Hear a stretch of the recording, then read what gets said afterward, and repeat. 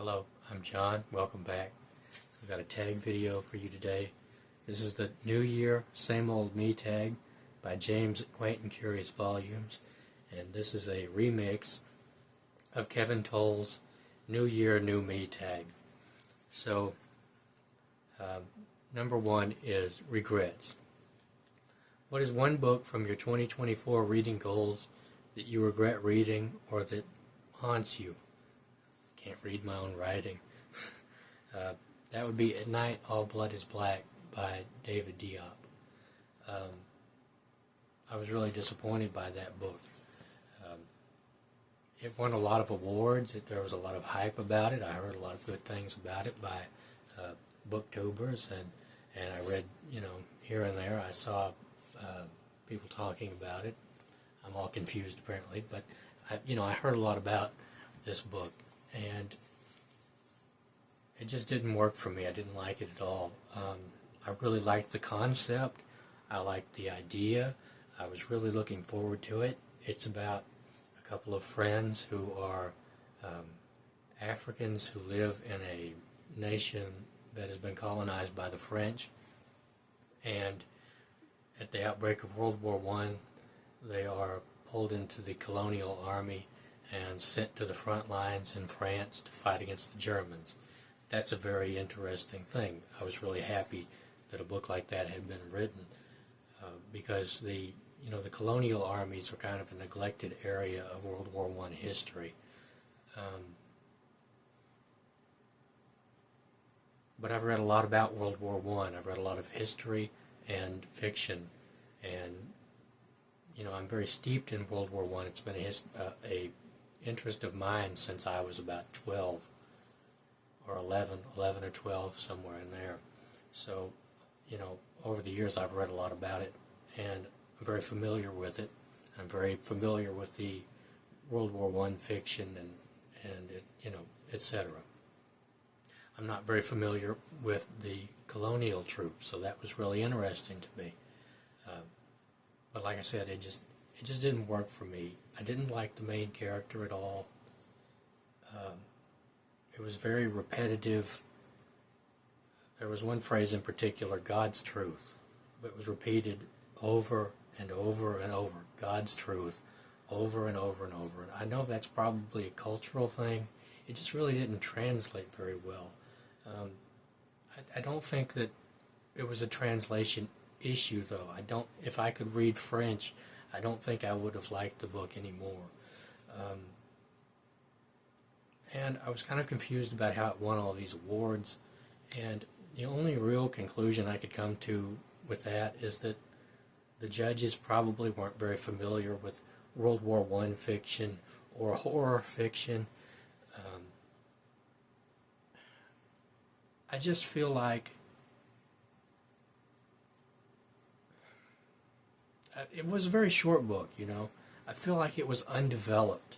I feel like it should have been another, I don't know, at least 50, 60 pages long, just better developed, more details, and it just didn't work for me. I was really let down by that one. Number two, Penitence. What is one book on your 2024 reading goals that you feel guilty for not reading? So I don't really have like TBR reading goals. I almost never make TBRs. It kind of turns it into homework, I guess. But really the reason for that is I've made TBRs in the past and just never, I have some from like 10 years ago that I wrote down, and like Dreadnought is sitting right up there on a shelf. I was supposed to read that like 10 years ago and I never got around to it. I don't really consider myself like a mood reader. I just have a lot of interests, and my attention jumps around a lot. So I'll be interested in one thing one day and interested in something else another day. And TBRs just kind of restrict that, spontaneous ability to jump from subject to subject, book to book, fiction, nonfiction. I really like to have freedom of movement in that area. That being said, at the end of every year, You know, this entire room is filled with unread books. I haven't read any of the books in this room except for, you know, a few that I keep to make videos. And there's a pile over there that I'm going to get rid of, donate, that I've read, some that I haven't. But, so, at the end of every year I look around and I think, oh man, I should have read that. You know, I should get to this. And I have so many books, really, that I don't know when I'm going to get to any of them. And so I always feel guilty for not having read books. No matter how many books I read in a year, I always feel guilty. You know, there's a biography right there of Eleanor Roosevelt. It's Eleanor, The Years Alone. And I feel kind of guilty for not getting to that one. I feel guilty for not getting to biographies and not getting to histories. You know, I have 2 rows right there of English history, just English history. And they're probably about 5 feet long apiece. So they're stacked like this, 5 feet long. And that's a whole story. I bought a lot of those. I guess somebody had passed away, and just tons of them showed up at this thrift store I go to, and so I bought a lot of them. But yeah, so I'm sitting in a room of guilt, basically. Like, no matter how many books I read in a year, I always feel guilty for not having read more. And last year was a record year for me. I read a lot of books. Yeah, so I feel guilty about not getting to books all the time. You know, I try to read as many as I can, and there's so many that I want to read and that I want to get to that, of course, I can't get to all of them, and I feel guilty about it. You know, anyway, number 3, the Albatross. Are there any books you had on your 2024 TBR that you were glad to say you won't read in 2025? So I went with this one, The Fall by Guillermo del Toro and Chuck Hogan. And the reason is that last year I read The Strain. That's another book that I had heard a lot about. I don't really like vampire books. I don't really like the concept of the vampire in general. I don't know why that is. I mean, I've liked a lot of vampire movies, but just to read about vampires, I don't know. They just have never really worked for me. That wasn't really the problem with The Strain. I just didn't like the book itself. It felt very theatrical, you know, very geared towards making a TV show or a movie out of it. And of course, I think there was, there was an FX series about it. I thought there was. I never saw it, but it just didn't work for me. So I don't think I'm going to move on to this one.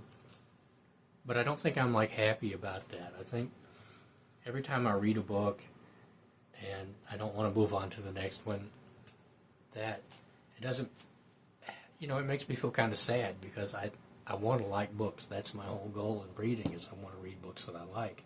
And it's not like The Strain was super bad or anything like that. It was readable and I enjoyed it.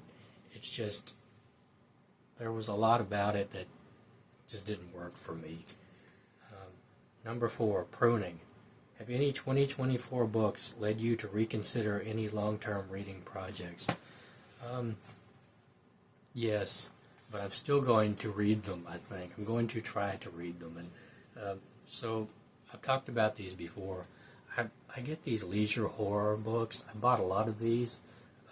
Last summer I came across like 10 of them, and I bought all of them for not very much, like $1 something a piece. And somebody had donated them. And I've tried to read a few of these. Did I say that right? I've tried to read a few of these over the last, 3 or 4 months. And I read a couple that were pretty good. But I have started some, and not this one. I haven't started this. This is short stories. I've started some that were so bad that I wanted to save them for Garb August. So yeah, I wanted to read them because they're fun. I remember these from when I was a kid, being all over the place. And I'm still going to try to read them all. It's just kind of, as I get older, I have less and less ability to tune out all the problems, particularly in fiction. Bad dialogue just drives me nuts. There's so much bad dialogue in leisure fiction, leisure horror books. And, you know, like they feel very rushed, very, very rushed. Like, I don't know, the authors could have spent a lot more time with a lot of these books and just kind of developed them. And anyway, so that has kind of put a damper on that long-term project. I'm still going to try to read them all. I'm just kind of gun-shy about it. I don't know if I'm going to read them and enjoy them, or if I'm going to read like 20 pages and go, oh God, this is awful.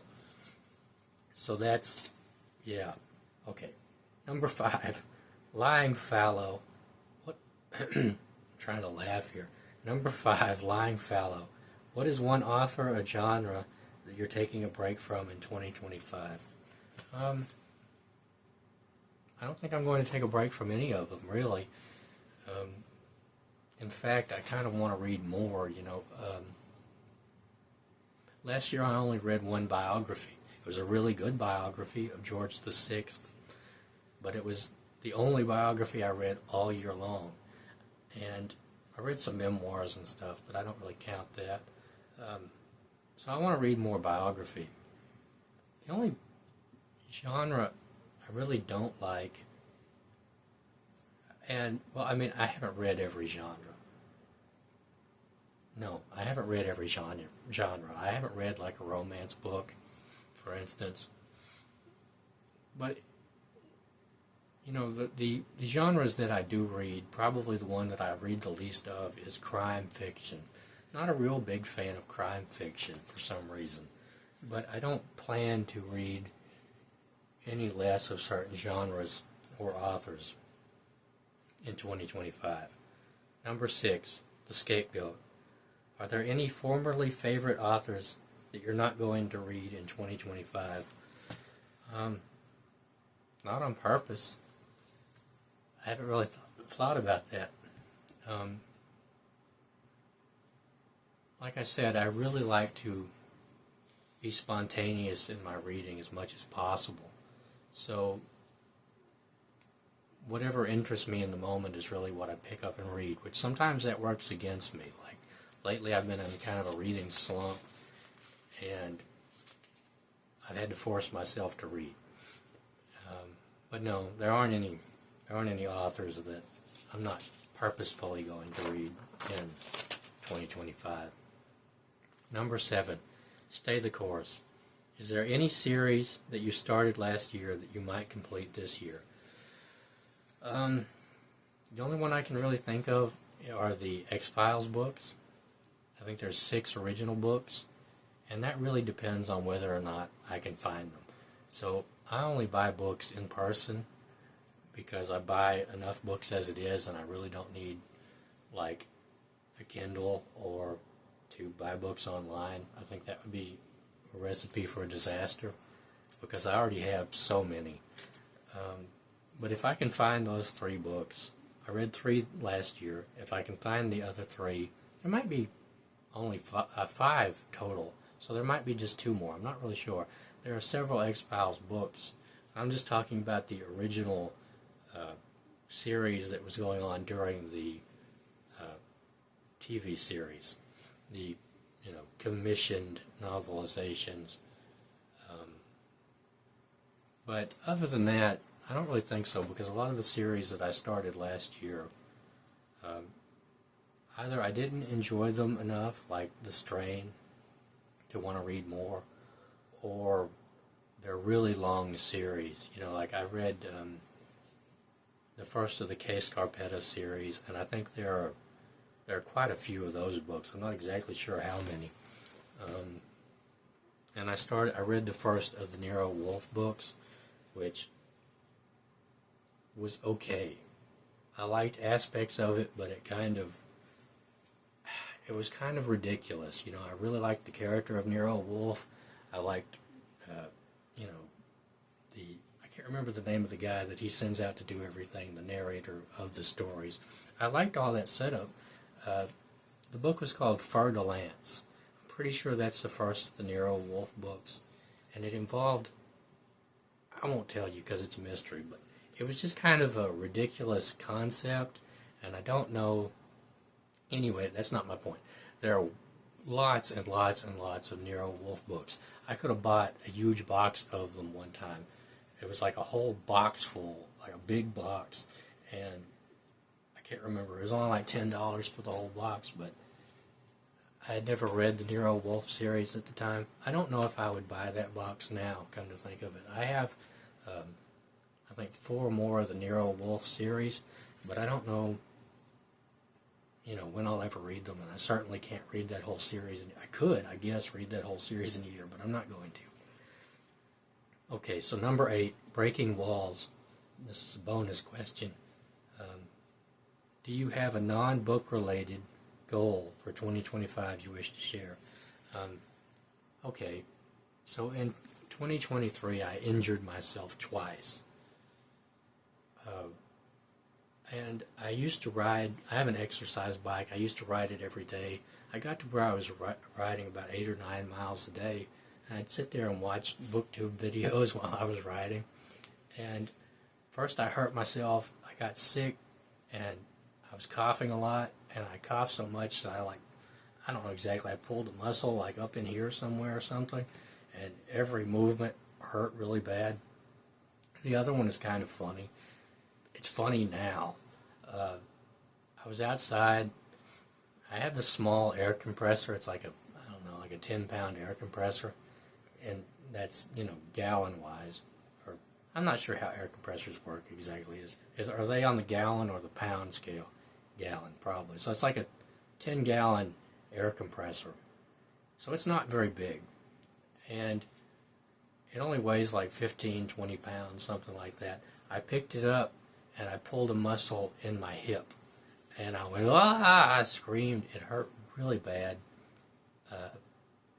My point being that this happened back to back, really, over a couple of months. Like, it took me a long time to get over the pain up here, and then I hurt my hip, and I had to walk with a cane for about a week. Like, I couldn't get up out of a chair, I couldn't get out of my bed, and it just hurt for a really long time. I got out of the habit of riding my exercise bike, and I really didn't do it at all in 2024, and I'd like to get back in the habit of doing that. So, yeah, that's my non-book related goal for 2025. Number 9, teamwork, tag others.